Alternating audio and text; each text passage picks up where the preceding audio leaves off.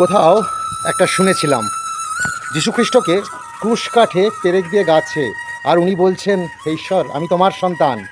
ওরা জানে না ওরা কি করছে, ওরা অবোধ, ওদের ক্ষমা করে দাও।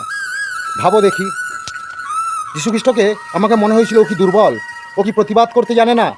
কিন্তু যখন বুঝলাম যে ও তো সবচেয়ে শক্তিশালী, কিভাবে একটা সমুদ্রের ঢেউ আসছে, তোমাকে ঢেউটা মারলো, তুমি কি করবে?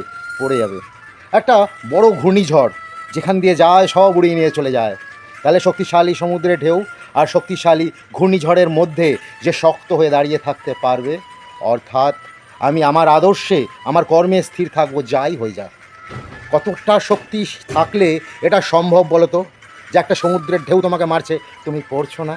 সেরকমই যীশুখ্রিস্ট ঈশ্বর সচেতনতায় এতটাই শক্তিশালী ছিল, সে এতটাই ভালো মানুষ ছিল যে কোনো পরিস্থিতিতে, কোনো আবহাওয়ায় সে তার ভালো মানসিকতাকে পরিবর্তন হতে দেয়নি। শ্রীকৃষ্ণ ভগবান তার আপন ভাগ্নে যখন কুরুক্ষেত্রে অভিমন্যু বধ হলো, শ্রীকৃষ্ণ বিচলিত না হয়ে সে তার ঘোড়া চালিয়েছে, অর্থাৎ যুদ্ধক্ষেত্রে তার কর্ম সে করে গেছে।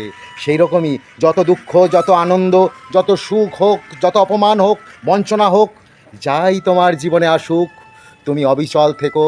তুমি ঈশ্বরকে স্মরণ রেখে শক্ত হয়ে সবাইকে ক্ষমা প্রদান করে নিজের পথে এগিয়ে চলো।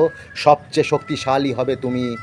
আর তোমাকে শক্তিশালী যে করলো, সেই ঈশ্বরকে সবসময় ধন্যবাদ দিতে ভুলো না কিন্তু।